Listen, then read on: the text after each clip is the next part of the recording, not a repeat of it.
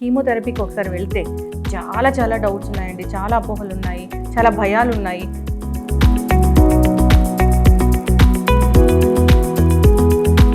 Chemotherapy ఏ పేషెంట్కి ఇస్తారు doctor గారు? ఏ క్యాన్సర్ ఉన్న వాళ్ళకి ఇస్తారా? అది నిజంగానే అంత డేంజరా? చాలా మంది వస్తుంటారు ఇప్పటికీ కూడా. పేషెంట్ రాగానే ఓకే డాక్టర్ గారు సర్జరీ చేయండి, రేడియేషన్ ఇవ్వండి. చాలా మంది ఇప్పటికి కూడా మీరు అన్నట్టు ఇలా ఈ కీమోథెరపీ మీద చాలా అపోహలు ఉన్నాయి. కీమోథెరపీ క్యాన్సర్ కన్నా ప్రమాదకరమైంది. క్యాన్సర్ వచ్చాక ఇమ్యూనోథెరపీ ఇస్తే ఇక నెక్స్ట్ వాళ్ళకి ఏది రాకుండా ఉంటుందా? ఇండియాలో ఇప్పుడు ఇమ్యూనోథెరపీ ద్వారా సిగ్నిఫికెంట్గా లైఫ్ని పొడిగించవచ్చు. కొత్త మాలిక్యూల్స్ వస్తున్నాయి. మీరు అన్నట్టు ఇమ్యూనోథెరపీ ఎన్నాళ్ళు ఇవ్వాలి, ఎంతకాలం ఇవ్వాలి, క్యూర్ అయిపోతుందా? Plays a major role. నేను విన్నది ఏంటంటే చాలా మంది దగ్గర రేడియేషన్ ఎక్కడైతే ఇస్తారో క్యాన్సర్ ఉన్న దగ్గర రేస్ కూడా పక్కన వెళ్తే అక్కడ క్యాన్సర్ వచ్చే అవకాశం ఉందని. You see, very interesting question.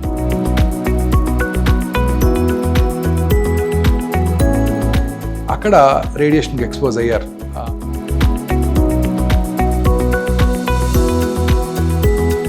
మీరు అన్నట్టు వాళ్ళందరిలో కూడా క్యాన్సర్స్ వచ్చే అవకాశాలు చాలా ఎక్కువగా ఉంటాయి, ముఖ్యంగా వాళ్ళందరిలో. Welcome to iDream media. So cancer అనేది పెద్ద మహమ్మారి అండి. ఎక్కువగా కేసుల సంఖ్య పెరుగుతుంది, ఎక్కువగా బాధితులు ఉంటూ ఉన్నారు. అయితే జనరల్గా ఏదైనా ఒక లంప్ కనిపించగానే, ఏదైనా ఒక సిమ్టమ్ కనిపించగానే ఒకసారి డాక్టర్ దగ్గరికి వెళ్ళి చెక్ చేయించుకోవాలన్నా చాలామంది భయపడిపోతూ ఉంటారు. ఎందుకంటే అక్కడ బయాప్సీ చేస్తారు, దానివల్ల క్యాన్సర్ స్ప్రెడ్ అవుతుంది. అక్కడ ఇచ్చే ట్రీట్మెంట్ చాలా భయంకరంగా ఉంటాయి. కీమోథెరపీ ఇస్తే చాలా ఇది క్యాన్సర్ కన్నా భయంకరంగా ఉంటుంది ఆ ట్రీట్మెంట్, ఇలా చెప్తుంటారు. చాలా సైడ్ ఎఫెక్ట్స్ ఉన్నాయి, ఇంకా రేడియేషన్ గురించి ఇలా చాలా అపోహలు ఉన్నాయి. వీటి గురించిన పూర్తి వివరాలు తెలుసుకుందాం. ఈరోజు మనతో పాటు ఉన్నారు ప్రముఖ surgical oncologist and Omega hospital founder and chairman doctor Mohan Vamshi గారు. డాక్టర్ గారు నమస్తే. నమస్తే మేడం. డాక్టర్ గారు, జనరల్గానే ఏదైనా ఒక తొలి దశలో గుర్తిస్తే క్యాన్సరే కాదు ఏ జబ్బైనా తొందరగా తగ్గిపోతుందని చెప్తూ ఉంటారు. క్యాన్సర్ గడ్డైనా కాకపోయినా ఏదైనా ఒక ట్యూమర్ కానీ లంప్ కానీ కనిపిస్తే డాక్టర్ దగ్గరికి వెళ్తే వాళ్ళు డిసైడ్ చేస్తారు అసలు ఏంటి అది అనేది. అయితే దానికోసం మీరు చేసేది బయాప్సీ ఇలాంటి టెస్టులు చేస్తారు. చేస్తే అది అవునా కదా తెలుస్తుంది. దానికోసం వెళ్ళాలన్నా ఇప్పుడు బయాప్సీ చేస్తే అది స్ప్రెడ్ అవుతుంది, కీమో ఇస్తే అది ఏదో అయిపోతుంది, ఒళ్ళంతా కాలిపోయినట్లు అవుతుంది, రేడియేషన్ ఇస్తే ఇలా రకరకాలుగా చెప్తుంటారు. క్యాన్సర్ కన్నా ట్రీట్మెంట్కి సైడ్ ఎఫెక్ట్స్ ఎక్కువగా ఉన్నాయని అపోహలు చాలా మందిలో ఉన్నాయి. ఏం చెప్తారు డాక్టర్ గారు? మీ దగ్గరికి పేషెంట్స్ వచ్చి అసలు ఏం అడుగుతున్నారు? వెరీ ట్రూ మేడం, మీరు అన్నది చాలా కరెక్ట్. ఎంతో కాలంగా ఎన్నో డికేట్స్గా మనం క్యాన్సర్ మీద అవగాహన పెంచాలని ప్రయత్నం చేస్తున్నప్పటికీ, ఎలక్ట్రానిక్ మీడియా, ప్రింట్ మీడియా ద్వారా చేస్తున్నప్పటికీ కూడా ఇప్పటికీ చాలామంది ప్రజల్లోనూ, చాలామంది డాక్టర్స్లో కూడా దీని మీద అవగాహన లేదు. సో చాలామంది మీరు అన్నట్టు క్యాన్సర్ డయాగ్నోసిస్ మీదే అపోహలు ఉన్నాయి. క్యాన్సర్ డయాగ్నోసిస్ అంటే మనం క్యాన్సర్ని నిర్ధారణ చేయాలి అంటే బయాప్సీ పరీక్ష తప్పనిసరి. అది ఎక్కడన్నా కానివ్వండి, బ్రెస్ట్ లంప్ కానివ్వండి, గ్యాస్ట్రిక్ క్యాన్సర్ అంటే స్టమక్ క్యాన్సర్ కానివ్వండి, కోలన్ క్యాన్సర్ కానివ్వండి, గర్భసంచి ముఖద్వార క్యాన్సర్ కానివ్వండి. సో బయాప్సీ చేయాలి అనగానే సార్ బయాప్సీ లేకుండా మీరు ఏమైనా చేయగలరా అని అడుగుతారు. ఎందుకంటే బయాప్సీ చేసి నీడిల్ పెట్టి గుచ్చుతారా, గుచ్చితే క్యాన్సరు పాకిపోతుందంట కదా, తేనె తుట్టను కదిలిస్తే ఎట్లా పాకిపోతాయో అవి అలా ఇది కూడా పాకిపోతుందంట కదా, బయాప్సీ లేకుండా చేయమని రోజు ఇప్పటికీ ఇన్ని సంవత్సరాల తర్వాత కూడా ఈరోజు కూడా నన్ను అడుగుతూ ఉంటారు చాలామంది. సో అప్పుడు చాలా టైం తీసుకుని వాళ్ళకి ఎక్స్ప్లెయిన్ చేస్తాను. బయాప్సీ వల్ల ఎటువంటి హాని ఉండదు. ప్రముఖ సెలబ్రిటీస్ నేమ్స్ అని చెప్పి వీళ్ళంతా కూడా బయాప్సీ చేసుకున్నాకే క్యాన్సర్ నిర్ధారణ అయిందని వాళ్ళందరికీ నేను కన్విన్స్ చేసి చేస్తుంటాను. అయినప్పటికీ కొంతమంది కన్విన్స్ అవ్వక ఇతరత్ర మార్గాల గురించి అడుగుతూ ఉంటారు. సో ఒకటి ఇంపార్టెంట్, ఇది మీరు అన్నది పూర్తిగా అపోహ మాత్రమేనండి. నిజం ఏంటంటే క్యాన్సర్ని డయాగ్నోస్ చేయాలి అంటే బయాప్సీ తప్పనిసరి. బయాప్సీ లేకుండా క్యాన్సర్ని డయాగ్నోస్ చేయడం అనేది కుదరదు. నేను ఒక చిన్న ఎగ్జాంపుల్ చెప్తుంటాను పేషెంట్స్ అందరూ కూడా. మీ అమ్మగారు మీకు రోజు టమాటా పప్పు చేసి పెడుతున్నారు, గత 25 ఏళ్ళుగా చేస్తున్నారు. ఇవాళ ఎలా ఉందండి అని అమ్మగారిని అడిగితే చెప్పగలరా? ఉండరా అబ్బాయి, ఒక స్పూన్తో తిని చెప్తానని చెప్తారు. స్పూన్తో తినడం వల్ల పప్పు ఏమైనా స్పాయిల్ అయిపోతుందా? అవ్వదు. ఇది కూడా అంతే. బయాప్సీ చేయడం వల్ల ఎటువంటి డ్యామేజ్ ఉండదని నా పేషెంట్స్ అందరినీ కన్విన్స్ చేయడానికి ప్రయత్నం చేస్తుంటాను. అయినప్పటికీ కొంతమంది దానికి ఒప్పుకోరు. సో బయాప్సీ వల్ల ఎటువంటి హాని లేదు. బయాప్సీ వల్ల క్యాన్సర్ పెరగటము, క్యాన్సర్ అప్స్టేజ్ అవ్వడం అనేది జరగదు. బయాప్సీ చేయడం ద్వారానే మనం క్యాన్సర్ని గుర్తించవచ్చు. బయాప్సీ చేసేది క్యాన్సరా కాదా తెలుసుకోవడం వరకే కాకుండా ఇప్పుడు ఆ బయాప్సీ స్పెసిమెన్ మీద అనేక న్యూ టెస్ట్ చేస్తున్నాం. ఇప్పుడు మనందరికీ తెలుసు క్యాన్సర్ అనేది ప్రతి పురుషుడిలో కానీ స్త్రీలో కానీ ఒక మ్యుటేషన్ వల్ల వస్తుంది. జెనెటిక్ మ్యుటేషన్ అంటే జెనెటిక్ మ్యుటేషన్ అంటే ముందు తల్లిదండ్రుల దాని దగ్గర నుంచి వచ్చిందని కాదండి, వారిలో వారి యొక్క జీన్స్లో మ్యుటేషన్ చెందుతుంది. ఈ మ్యుటేషన్ చెందినప్పుడు క్యాన్సర్గా మారుతుంది. మన బాడీలో approximately about 22,000 protein coding genes ఉన్నాయి. Equally good number of non protein coding genes ఉన్నాయి. ఈ 22,000 జీన్స్లో సైంటిస్టులు ఒక 500-600 ఆంకోజీన్స్ అంటే క్యాన్సర్ కారక జన్యువులని ఐడెంటిఫై చేశారు. ఈ జన్యుల్లో వచ్చే మ్యుటేషన్ వల్లే క్యాన్సర్ వస్తుంది అని ఇప్పుడు సైంటిస్టులు, డాక్టర్లు అందరూ గట్టిగా నమ్ముతున్నారు. సో అందుకని ప్రతి క్యాన్సర్ పేషెంట్కి ఇప్పుడు దోస్ హూ కెన్ ఎఫర్డ్ మనం ఆ కాంప్రహెన్సివ్ జీనోమిక్ ప్రొఫైలింగ్ చేస్తున్నాం. చేసి ఏ జన్యుపరమైన మ్యుటేషన్ వల్ల క్యాన్సర్ వచ్చిందో తెలుసుకుని ఆ జన్యుపరమైన మ్యుటేషన్ని టార్గెట్ చేసే మందులు ఏమైనా ఉంటే అవి వాడుతున్నాం మనం. సో అంటే ఫ్యూచర్ అంతా ఇలానే ఉండబోతోంది. Breast cancer, lung cancer specialist కాకుండా ఫలానా EGFR gene mutation specialist, VEGF mutation specialist, CRB2 mutation specialist, అట్లా స్పెషలిస్ట్ అలా ఉండబోతారు. జీన్ బేస్డ్ క్యాన్సర్ థెరపీ రాబోతోంది ఫ్యూచర్లో, నియర్ ఫ్యూచర్లో. ఆల్రెడీ వచ్చేసి నియర్ ఫ్యూచర్లో ఇంకా ఇదవబోతుంది. సో ఈ జన్యుపరమైన మ్యుటేషన్ తెలుసుకోవడానికి క్యాన్సర్ టిష్యూ తప్పనిసరి. తద్వారా ఆ జన్యుపరమైన మ్యుటేషన్ ఏదో తెలుసుకోవచ్చు. అలాగే ఇప్పుడు బ్లడ్లో కూడా ఈ టెస్ట్ తెలుసుకునే ఫెసిలిటీ వచ్చింది. దీనినే లిక్విడ్ బయాప్సీ అంటారు. లిక్విడ్ బయాప్సీ అంటే మన శరీరంలో అంటే పేషెంట్ యొక్క శరీరంలోంచి ఒక 10 ml బ్లడ్ తీసుకొని ఆ బ్లడ్లోనే సర్క్యులేటింగ్ ట్యూమర్ సెల్స్ ఉంటాయి. ఆ ట్యూమర్ సెల్స్ని గుర్తించి ఆ ట్యూమర్ సెల్స్ని ఐడెంటిఫై చేసి అది ఏ రకమైన క్యాన్సర్ కూడా చెప్పే ఫెసిలిటీ ఇప్పుడు అందుబాటులోకి వచ్చింది. But preferably biopsies simpler, safer and most economical. Yes doctor గారు, ఇప్పుడు ఆ బ్లడ్ టెస్ట్ కానీ ఇప్పుడు ఈ జెనెటిక్ సంబంధించిన ఈ ట్యూమర్ నుంచి తీసిన దాంతోనే చేయాలా, లేదా ముందు వచ్చేది దాన్ని మనం కనిపెట్టవచ్చా? True, very good question, very true. So blood test చేసి ఆ క్యాన్సర్ ఉందో లేదో చెప్పేయచ్చు. ఆ సర్క్యులేటింగ్ ట్యూమర్ సెల్స్ని పట్టుకొని ఐడెంటిఫై చేసి, ఇంకొక చిన్న విషయం అండి, ఆ సర్క్యులేటింగ్ ట్యూమర్ సెల్స్ తీసుకొని వాటిని ల్యాబ్లో గ్రో చేసి ఏ రకమైన యాంటీ క్యాన్సర్ ట్రీట్మెంట్ లొంగుతుందో కూడా చెప్పే ఫెసిలిటీస్ ఇప్పుడు అందుబాటులోకి వచ్చాయి. దీనినే ఆంకోనామిక్స్ టెస్టింగ్ అంటారు. చాలా సింపుల్. ఆడవాళ్ళలో యూరినరీ ఇన్ఫెక్షన్ చాలా ఎక్కువ. ఏం చేస్తారు? యూరిన్ తీసుకెళ్ళి టెస్ట్కి ఇస్తారు. ఏ బ్యాక్టీరియా అందులో గ్రో అవుతుందో చూస్తారు. అది దేనికి యాంటీబయాటిక్ లొంగుతుందో తెలుసుకుంటారు. అది వాళ్ళే వాడేస్తుంటారు చాలాసార్లు. అలాగే క్యాన్సర్ కూడా ఇది గ్రో చేసి ల్యాబ్లో ఏ రకమైన క్యాన్సర్ ట్రీట్మెంట్కి లొంగుతుందో తెలుసుకొని ఆ ట్రీట్మెంట్ ఇచ్చే ఫెసిలిటీ ఆంకోనామిక్స్ టెస్టింగ్ కూడా ఇప్పుడు అందుబాటులోకి వచ్చేసింది. మీరు అడిగింది ఇంకా ఇంట్రెస్టింగ్ క్వశ్చన్. ముందుగానే బ్లడ్ టెస్ట్ చేసి నియర్ ఫ్యూచర్లో క్యాన్సర్ వస్తుందా లేదా తెలుసుకునేది మీరు అడిగారు. Very interesting question. మొన్న మధ్య బిల్ గేట్స్ గారికి అలాగే జెరోదా CEO మిస్టర్ కామత్ గారు ఒక పోడ్కాస్ట్ చేశారు. అందులో ఆయన అడిగారు, మీరు ఎలా మీ హెల్త్ కాపాడుకుంటారు అని బిల్ గేట్స్ని. ఆయన అప్పుడు చెప్పిందంటే, నేను లాట్ ఆఫ్ వైటమిన్స్ తీసుకుంటాను, దానికి there is no downside for it. In USA there is a test available called GRAIL test. అది actually GRAIL is a company. The test name is called Gallery. ఆ test blood తీసుకుని వాళ్ళు United కింగ్డమ్లో studies జరుగుతున్నాయి. Blood తీసుకొని ఆ బ్లడ్లో ఒక 50 cancers వచ్చే సూచన ఉందా లేదా వెంటనే చెప్పగలరు వాళ్ళు. అద్భుతం కదా. ఆ టెస్ట్ నేను చేయించుకుంటాను, అక్కడ యునైటెడ్ స్టేట్స్లో ఇన్సూరెన్స్ కూడా పర్మిట్ చేస్తుంది, ఇండియాలో I don't know about it అని అన్నారు. మన ఇండియాలో వస్తున్నాయి ఆ టెస్ట్. ఇప్పుడు బ్లడ్ తీయాల్సిన అవసరం లేదండి, జస్ట్ స్పిట్ సలైవాని మీరు స్పిట్ చేయండి ఒక పెట్రీ డిష్లోకి. దాన్ని తీసుకొని 77 క్యాన్సర్స్ వస్తాయో లేవో ముందుగా తెలుసుకునే ఫెసిలిటీ అందుబాటులోకి రానుంది. It's an Israeli company which is doing this. And ఇప్పుడు మనం తీసుకురాబోతున్నాం హైదరాబాద్లో కూడా దాన్ని అందుబాటులోకి. సో మీరు స్పిట్ చేసేసి నాకు 77 క్యాన్సర్లు వస్తాయో లేవో తెలుసుకోవచ్చు. విమెన్కి ఇన్ఫర్టైల్ ఉమెన్కి ఫెర్టిలిటీ వస్తుందో రాదో తెలుసుకోవచ్చు. ఏజింగ్ తెలుసుకోవచ్చు. దీన్ని లాంజివిటీ టెస్టింగ్ అంటారు. ఈ లాంజివిటీ టెస్ట్ అనేది చాలా ఇంపార్టెంట్. లాంజివిటీ మార్కర్స్ కూడా అందుబాటులో ఉన్నాయి. ఇది న్యూజిలాండ్లో చాలా పాపులర్ స్టడీ, డ్యూన్డిన్లో. ఇవన్నీ కూడా ఇప్పుడు అందుబాటులోకి రానున్నాయి.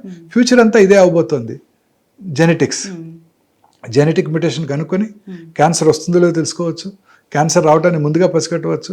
వచ్చిన తర్వాత ఆ జెనెటిక్ మ్యుటేషన్ని టార్గెట్ చేసే మందులు ఇచ్చేయచ్చు. అంటే అన్నిటికీ మందులు లేవు, వచ్చేస్తాయి. ఫ్యూచర్ ఇలా ఉండబోతోంది. ఆ మందులతోనే క్యాన్సర్ని మనం క్యూర్ చేయడానికి అవకాశం ఉండబోతుంది. అప్పుడు సెల్స్ అనేవి గ్రో అవ్వకుండా ఉంటాయి, త్వరగా తగ్గిపోతుంది. సో పేషెంట్స్ కావాలనుకున్నట్టు బయాప్సీ లేకుండా బ్లడ్ నుంచే లిక్విడ్ బయాప్సీ చేసి చెప్పేయచ్చు అనమాట. అయితే డాక్టర్ గారు, ఇప్పుడు ఈ క్యాన్సర్ ఉందని తెలిసింది, దానికి మెడికల్ ఆంకాలజిస్టులు ట్రై చేస్తారు, ఈ కీమోథెరపీ అని అంటారు. కీమోథెరపీకి ఒకసారి వెళ్తే చాలా చాలా డౌట్స్ ఉన్నాయండి, చాలా అపోహలు ఉన్నాయి, చాలా భయాలు ఉన్నాయి. జుట్టు రాలిపోతుంది అని, శరీరం పీలగా అయిపోతుందని, చాలా సన్నగా అయిపోతారని, ఇలాగా అసలు కీమోథెరపీ ఏ పేషెంట్కి ఇస్తారు డాక్టర్ గారు? ఏ క్యాన్సర్ ఉన్న వాళ్ళకి ఇస్తారా? అది నిజంగానే అంత డేంజరా? వెరీ ట్రూ అండి. చాలా మంది వస్తుంటారు ఇప్పటికీ కూడా. పేషెంట్ రాగానే ఓకే డాక్టర్ గారు సర్జరీ చేయండి, రేడియేషన్ ఇవ్వండి, కీమో ఉండదు కదా అని అడుగుతారు చాలా మంది ఇప్పటికి కూడా మీరు అన్నట్టు.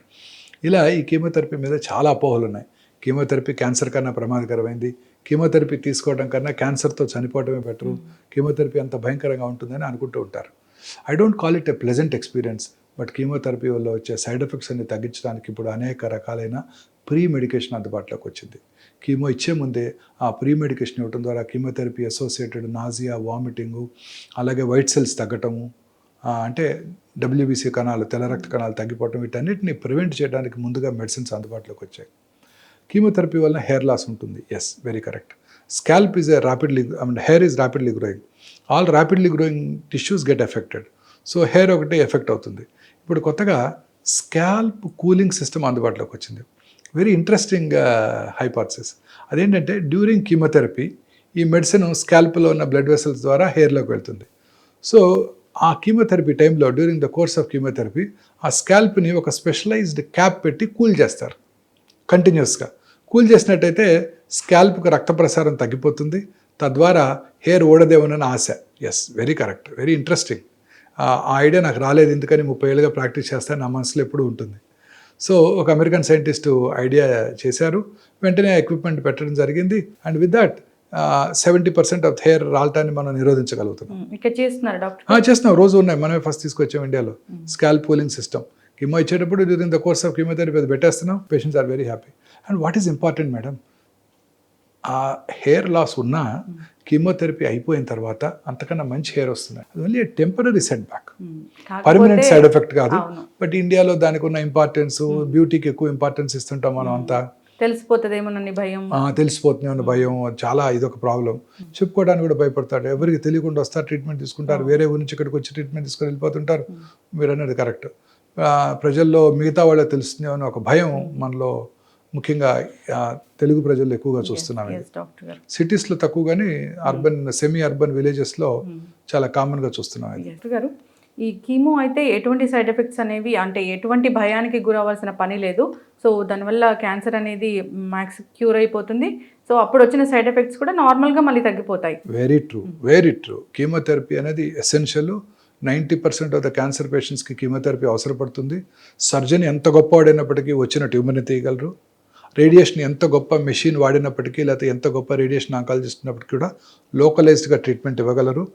కీమోథెరపీ డాక్టర్ గారు ఇంట్రావెనస్ రూట్ ద్వారా కీమోథెరపీ ఇచ్చినప్పుడు శరీరంలో ఉన్న అన్ని భాగాల్లో ఉన్న క్యాన్సర్ కణాలని డిస్ట్రాయ్ చేస్తుంది. తద్వారా పేషెంట్ క్యూర్ అవడానికి అవకాశం ఉంటుంది. So chemotherapy is the main stay of treatment. Cancer treatment అనేది ఒక టీం వర్క్ అండి. Surgical oncologist, medical oncologist, radiation oncologist, అలాగే రేడియాలజిస్టు, ఏ రకమైన క్యాన్సరు ఏ స్టేజ్లో ఉంది, పక్కనున్న ఆర్గన్కి అతుక్కుందా లేదా, ఈ గ్యాస్ట్రిక్ క్యాన్సర్ని సర్జన్ ఆపరేషన్ చేయగలరా లేదా, ఇవన్నీ కూడా రేడియాలజిస్ట్ గైడ్ చేస్తారు. ఇప్పుడు అంతకన్నా most important science nuclear medicine specialist. వీరు పెట్-సిటీ, పెట్-ఎంఆర్.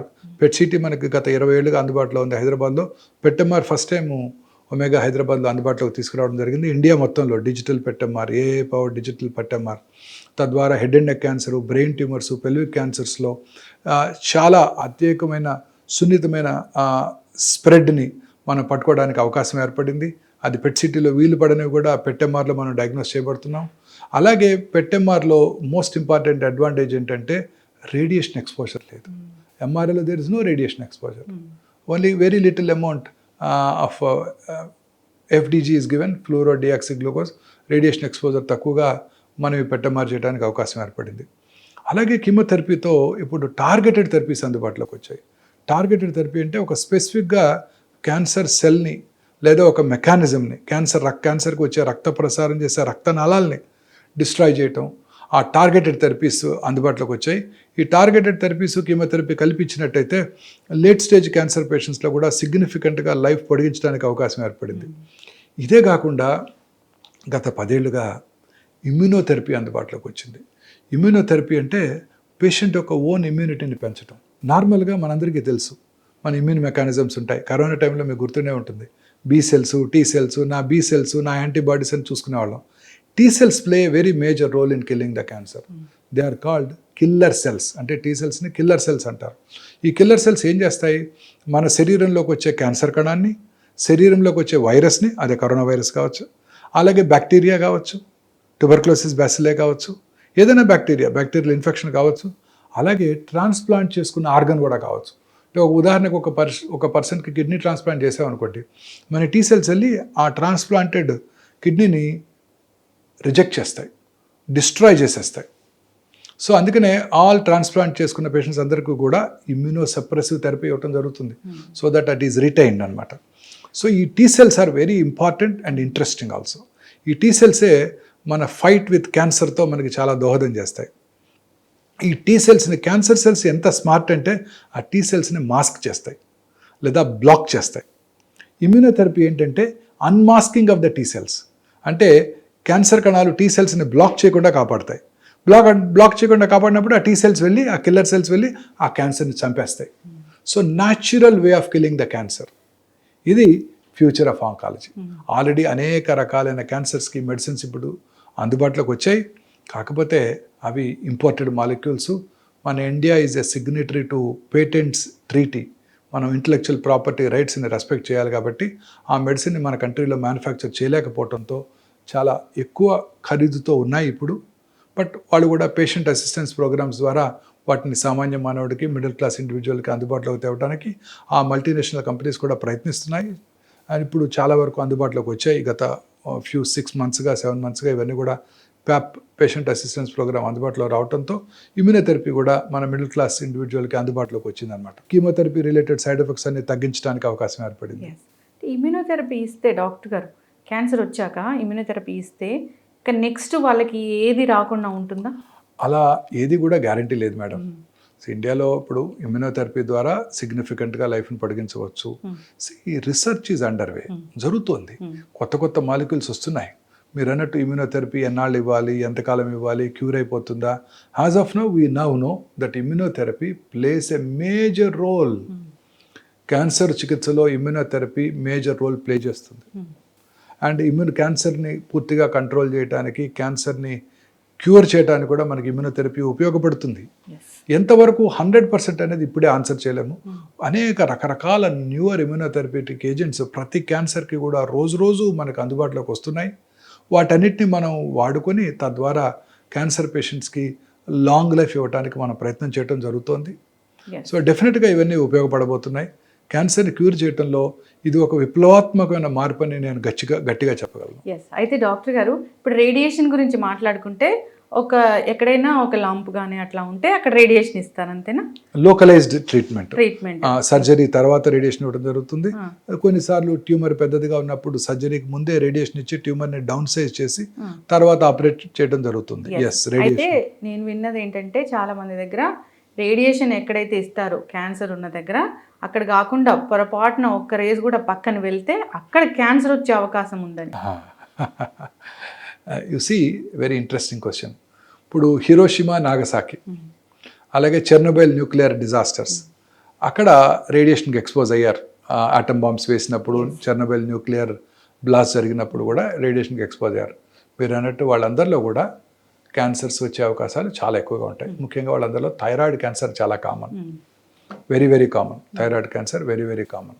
సో మీరు అన్నట్టు అసలు ఎంటైర్ రేడియేషన్ చికిత్స, మీరు అన్నట్టు రేడియేషన్ చికిత్స మీద మీలాగా అందరికీ అపోహలు ఉన్నాయి. మీరు మీ వ్యూవర్సు, మీ వాళ్ళ అభిప్రాయాలు మీరు నాతో షేర్ చేసుకుంటున్నారు. అలా కాల్చేస్తారు క్యాన్సర్ని, శరీరాన్ని కాల్చేస్తారు, కరెంట్ షాకులు ఇచ్చేస్తారు. కలోక్యాలకి ఇప్పటికీ కూడా కరెంట్ షాకులు అని అంటారు. ఇలా 25 ఫ్రాక్షన్స్ రేడియేషన్ తీసుకోవాలని అనగానే ఏంటి 25 షాకులు ఇస్తారా అని అడుగుతారు పేషెంట్లు ఇప్పటికీ కూడా. Very true. సో రేడియేషన్ అనేది ఒక స్పెషలైజ్డ్ చికిత్స అండి. రేడియేషన్ చికిత్సలో radiation is nothing but X-rays.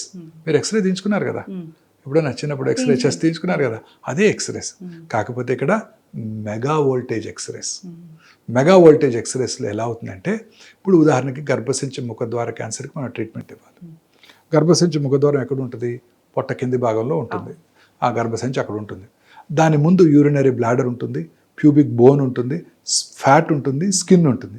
ఇప్పుడు రేడియేషన్ ఎలా టార్గెట్ చేయాలి అంటే దాని ముందున్న ఆర్గన్స్ వేటి మీద కూడా రేడియేషన్ పడకుండా, స్కిన్ మీద, బ్లాడర్ మీద, బోన్ మీద పడకుండా గర్భసించి ముఖద్వారం మీదే టార్గెట్ చేసే రేడియేషన్ టెక్నాలజీని మనం వాడుతున్నాం. వీటినే లీనియర్ యాక్సలరేటర్స్ అంటారు, అంటే రేడియేషన్ చికిత్సా పరికరాలు. ఈ రేడియేషన్ చికిత్సా పరికరాల్లో అనేక రకాలైన నూతన చికిత్సా పద్ధతులు ఇప్పుడు మనకు అందుబాటులోకి వచ్చాయి. వాటి ద్వారా రేడియేషన్ని చాలా ప్లెజెంట్ ఎక్స్పీరియన్స్గా చేయగలుగుతున్నాం. ఇందులో ముఖ్యమైనది artificial intelligence powered linear accelerator, అంటే కృత్రిమ మేధస్సుతో పనిచేసే రేడియేషన్ చికిత్సా పరికరాలు. ఈ కృత్రిమ మేధస్సుతో పనిచేసే రేడియేషన్ చికిత్సా పరికరాలను వాడినప్పుడు చాలా ప్రిసైజ్గా డోస్ డెలివర్ చేయగలుగుతున్నాం. ఉదాహరణకి గర్భసించి ముఖద్వార క్యాన్సర్ commonest cancer in South India, especially మన తెలుగు ప్రజల్లో చాలా కామన్. సో ఈ గర్భసించి ముఖద్వార క్యాన్సర్ ఇచ్చినప్పుడు మనం అనుకున్నట్టు గర్భసించి ముఖద్వారం ముందున్న బ్లాడర్ మీద రేడియేషన్ పడకూడదు. యూరినరీ బ్లాడర్ అంటే మూత్రాశయం. అలాగే గర్భసించి వెనకాల ఉన్న మలద్వారం మీద కూడా రేడియేషన్ పడకూడదు. అలా ప్లాన్ చేయాలి మనం. అలా ప్లాన్ చేసాం. రేడియేషన్ ఆంకాలజిస్ట్ ప్లాన్ చేశారు, రేడియేషన్ ఇచ్చేశారు. 4 రోజులు రేడియేషన్ ఇచ్చారు. 5వ రోజు ఏమైంది, పేషెంట్కి కాన్స్టిపేషన్ వచ్చింది, మోషన్ పాస్ చేయలేదు. ఎవరైనా పాస్ చేయవచ్చు కదండి, ఆ వయసులో ఎవరికైనా మోషన్ పాస్ చేయలేదు. మోషన్ పాస్ చేయకుండా రేడియేషన్ చికిత్సకు వచ్చేసారు. వచ్చినప్పుడు ఏమైంది, మలద్వారం కొంచెం ఉబ్బింది, అంతే కదా. మోషన్ అక్కడ ఉంటే ఏమవుతుంది, మలద్వారం ఇలా ఉన్న మలద్వారం ఇలా లావ్ అవుతుంది. లావ్ అయినప్పుడు దాని ముందున్న గర్భసించి ముఖద్వారం ఒక 2 లేక 3 మిల్లీమీటర్లు ముందుకు జరిగింది. మరి రేడియేషన్ ఏమో ఇంతకు ముందున్న లొకేషన్కే ఇస్తున్నాము. అప్పుడు ఏమవుతుంది, పార్ట్ ఆఫ్ ద మలద్వారం మీద రేడియేషన్ పడుతుంది, పార్ట్ ఆఫ్ ద గర్భసంచి ముఖద్వారం మీద రేడియేషన్ ఎస్కేప్ అవుతుంది. సో అప్పుడు రేడియేషన్ మరి మీరు అన్నట్టు రెక్టం మీద పెడితే రెక్టల్ కాంప్లికేషన్స్ వస్తాయి కదా. సో దీన్ని అవాయిడ్ చేయడానికి కృత్రిమ మేధస్సుతో కూడిన రేడియేషన్ చికిత్సా పరికరం ఉపయోగపడుతుంది. ఈ రేడియేషన్ చికిత్సా పరికరం, ఆర్టిఫిషియల్ ఇంటెలిజెన్స్ పవర్ చేసే రేడియేషన్ చికిత్సా పరికరంలో it has its own CT scan.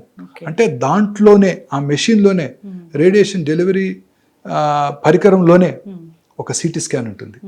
CT scan ఏం చేస్తుంది, చూస్తుంది రేడియేషన్ ఇచ్చే ముందు గర్భసించి ముఖద్వారం ఎక్కడుంది, మలద్వారం ఎక్కడుంది, మూత్రాశయం ఎక్కడుంది, మనం ప్లాన్ చేసినప్పుడు ఎలా అయితే ఉన్నాయో అలా ఉన్నాయా లేవా చూస్తుంది.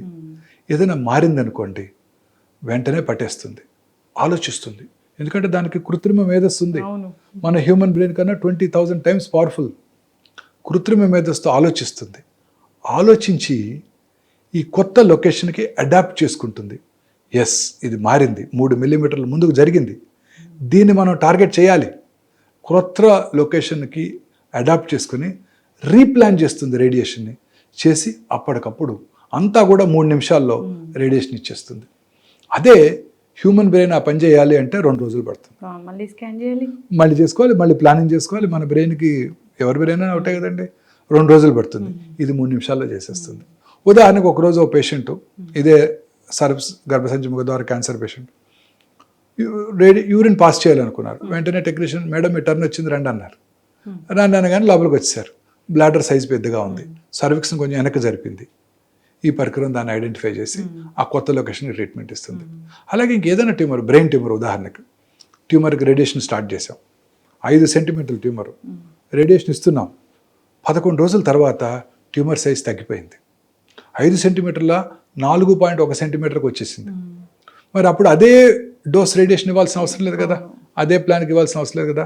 ఈ మెషిన్ చూస్తుంది, ఓ ట్యూమర్ సైజ్ తగ్గింది, ఎస్ మనం డోస్ మాడిఫై చేయాలి, ప్లానింగ్ మార్చాలి. కొత్త ట్యూమర్ సైజుకి రేడియేషన్ ప్లాన్ చేసి 3 నిమిషాల్లో డెలివరీ చేసేస్తుంది.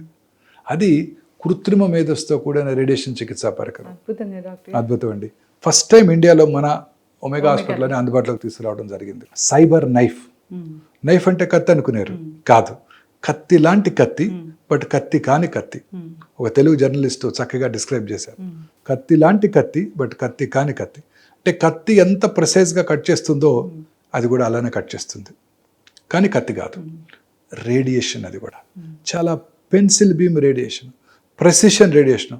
మీరు మన మధ్య ఇజ్రాయెల్, ఇరాన్ వారు ఫాలో అవుతున్నారా? వీళ్ళు ఇరాన్ వాళ్ళు ఒక బెలాస్టిక్ మిసైల్స్ ప్రయోగించారు టార్గెటెడ్ లొకేషన్ మీద. కరెక్ట్గా వాళ్ళు 2-3 వేల కిలోమీటర్ల రేంజ్ నుంచి ఇజ్రాయెల్లో ప్రైమ్ మినిస్టర్ గారు బంగ్లాకి వేయాలంటే వేసేయగలరు. ఇదే టెక్నాలజీ, ఈ సైబర్ నైఫ్ క్యాన్సర్ కణాలని టార్గెట్ చేయడానికి ఉపయోగిస్తుంది. దీన్నే సైబర్ నైఫ్ అంటారు.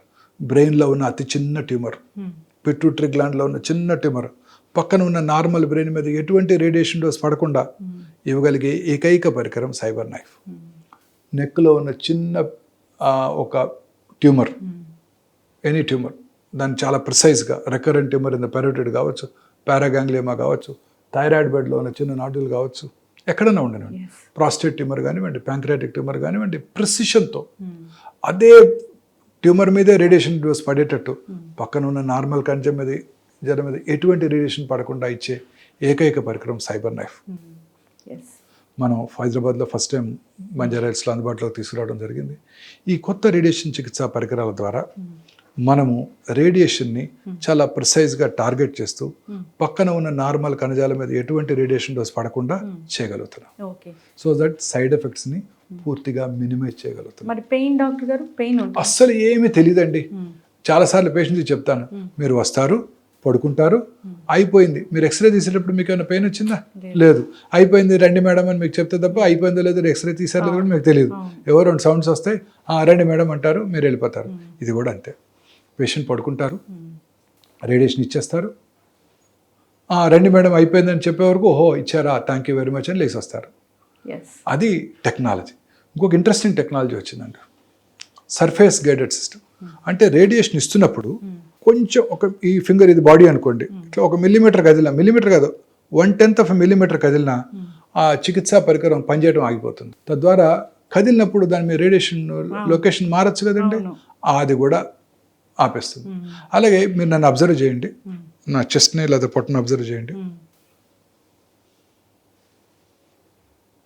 ఇలా గాలి పీల్చినప్పుడు పొట్టలో ఉన్న ఆర్గన్స్ కదులుతాయి కదా, ఆ రెస్పిరేటరీ మూమెంట్స్ కూడా పరిగణలోకి తీసుకొని ఆ ట్రీట్మెంట్ ప్రిసైజ్గా ట్యూమర్ని టార్గెట్ చేసే టెక్నాలజీ ఇప్పుడు వచ్చేసిందండి.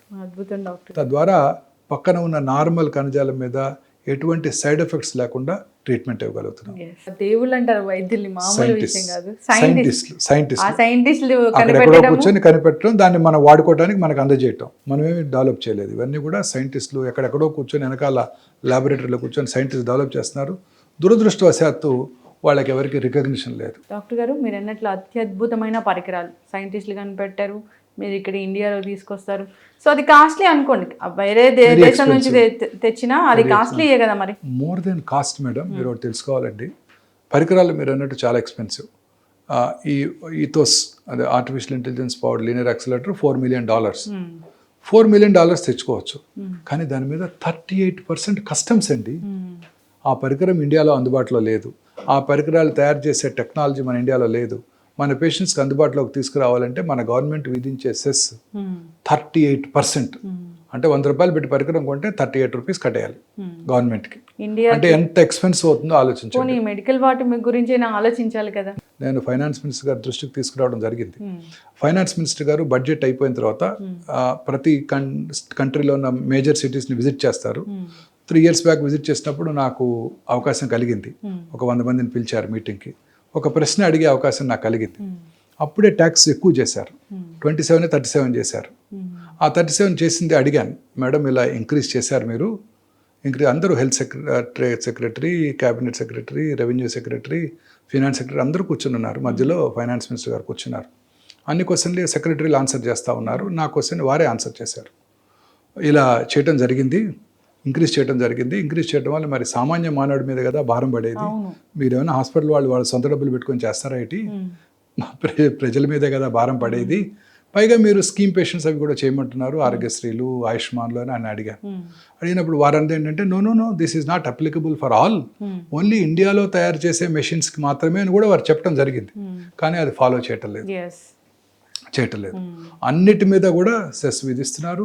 కస్టమ్స్ 37% ఖచ్చితంగా ముక్కుపిండి వసూలు చేస్తున్నారు మన కస్టమ్స్ డిపార్ట్మెంట్ వాళ్ళు. మరి వైద్యం కాస్ట్లీ అయిందంటే కాస్ట్లీ అయింది అనుకోకుండా ఏం అవ్వాలి? Equipment is very expensive madam. రోజు అందరూ అడుగుతుంటారు, medicines are expensive, patented molecules అవన్నీ ప్రొహిబిటివ్లీ ఎక్స్పెన్సివ్, అన్నీ కూడా చాలా ఎక్స్పెన్సివ్ మేడం. ఎక్విప్మెంట్ అంతా కూడా ఎక్స్పెన్సివే. యాన్యువల్ మెయింటెనెన్స్ కాంట్రాక్ట్ ఉంటుంది కదండి కంపెనీతో సైబర్ నైఫ్కి, దాని మెయింటెనెన్స్ కాంట్రాక్ట్ $2 కోట్ల. Ethos maintenance contract $500,000. అంటే ఇవి చాలా ఎక్స్పెన్సివ్ మేడం, సున్నితమైన పరికరాలు. ఎటువంటి ఎలక్ట్రిసిటీ ఫ్లక్చుయేషన్ ఉండకూడదు. ఎయిర్ కండిషన్లో 0.1 డిగ్రీ తేడా వచ్చినా ఆ పరికరం పాడైపోతుంది.